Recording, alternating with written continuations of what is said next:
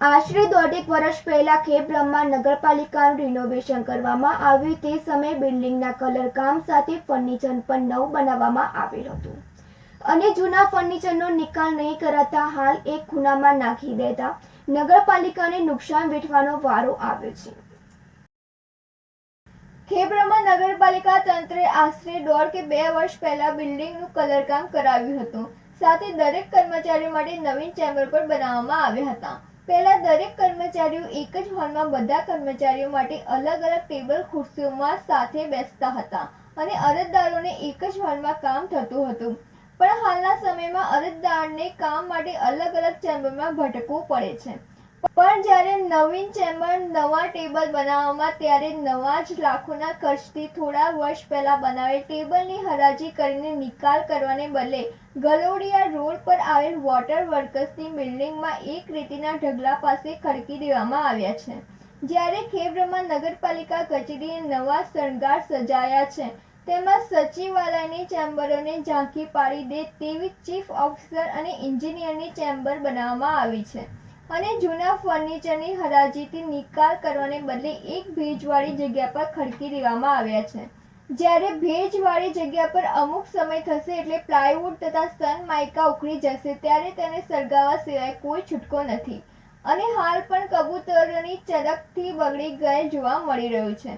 જૂનું ફર્નિચર બગડી જાય કે સડી જાય તે પહેલા તેની હરાજી કરીને નિકાલ થાય તે જરૂરી છે.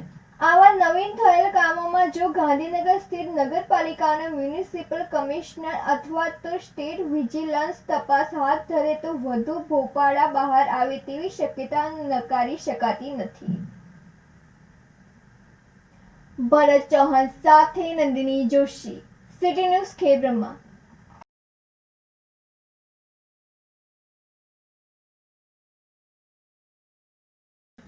માલપુર માર્કેટયાર્ડમાં 2 બુટલેગરો દ્વારા વેપારી ઉપર હુમલો થતા વેપારીઓમાં આક્રોશ જોવા મળ્યો હતો. માલપુરમાં આવેલ માર્કેટયાર્ડ ખાતે જાહેરમાં કાયદાનો પોલીસ તંત્રના ધજાગરા કરી રહ્યા હોય એમ કોઈ બીક વગર માલપુર માર્કેટયાર્ડમાં વેપારી ઉપર 2 બુટલેગરો દ્વારા હુમલો કરવામાં આવ્યો હતો. જેમાં માર્કેટયાર્ડમાં જ દારૂનો વેપાર કરતો હોવાની મળતી માહિતી પ્રમાણે દારૂના 2 બુટલેગરો દ્વારા માલપુર માર્કેટયાર્ડના વેપારી ઉપર દોડા દિવસે હિંસક હુમલો કરવામાં આવ્યો હતો.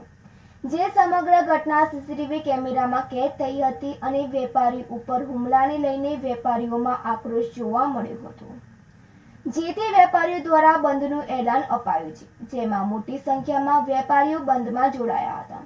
સાથોસાથ વેપારીઓએ દુકાનો બંધ કરાવી બંધને સમર્થન આપ્યું હતું અને અરવલ્લી જિલ્લા પોલીસ તંત્ર ગંભીરતા દાખવી કડક કાર્યવાહી કરે તે જરૂરી છે અને માલપુર વેપારી એસોસિએશને પોલીસ ઇન્સ્પેક્ટરને તથા મામલતદારને આવેદનપત્ર પાઠવશે અને બુટલેગરો બેફામ બન્યા હોવાની 2 ઘટનાઓ તાજેતરમાં વડોદરામાં હત્યા અને અમદાવાદમાં બુટલેગરે કાગડાપીઠ ખાતે તલવારથી એકનું મોત કરેલ બનેલી ઘટના છે.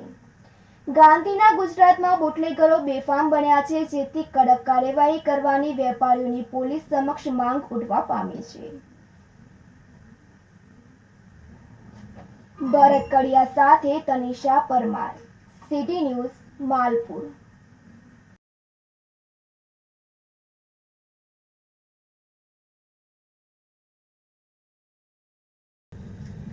સાબરકાંઠા જિલ્લાના પ્રાંતિજના જેસંગપુરા પાસેથી કારમાં લઈ જવાતો 3,38,333ના વિદેશી દારૂ સાથે ગાંધીનગર સ્ટેટ મોનિટરિંગ સેલ દ્વારા એક ઇસમોની અટકાયત કરી તો કુલ 6 સામે ગુનો નોંધી આગળની તપાસ હાથ ધરી હતી.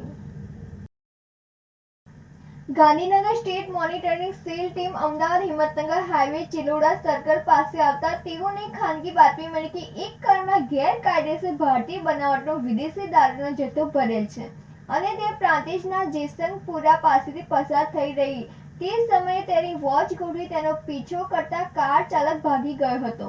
તો પોલીસે કારમાં સવાર હેલ્પર આતિશ ખલાજી બરંડાને ઝડપી લઈ કારમાં તપાસ કરતા કારમાંથી જુદી જુદી કંપનીનો વિદેશી દારૂ 917 બોટ જેની કિંમત 3,68,233 તથા કારની કિંમત 7 લાખ, એક મોબાઈલ જેની કિંમત 5,000 મળી કુલ મુદ્દામાલ સાથે એકની અટકાયત કરી હતી અને પ્રાંતિજ પોલીસને સોંપવામાં આવ્યો હતો અને નિલેશ શાંતિલાલ ખરાડી કાર ચાલક, અરવિંદ હીરાલાલ મોલિયા પાયલોટિંગ કરનાર, પિન્ટુભાઈ રહેઠાણ ખેરવાડા રાજસ્થાન તથા અજાણ્યો ઈસમ વૈષ્ણોદેવી અમદાવાદ માલ લેનાર તથા ક્રેટા કાર માલિક સહિત કુલ 6 સામે આઈપીસી કલમ 65 ઈ 8183 98 2 116 બી અને બીએનએસ એક્ટ 336 2 336 3 340 2 54 મુજબ ગુનો નોંધી આગળની તપાસ હાથ ધરી હતી.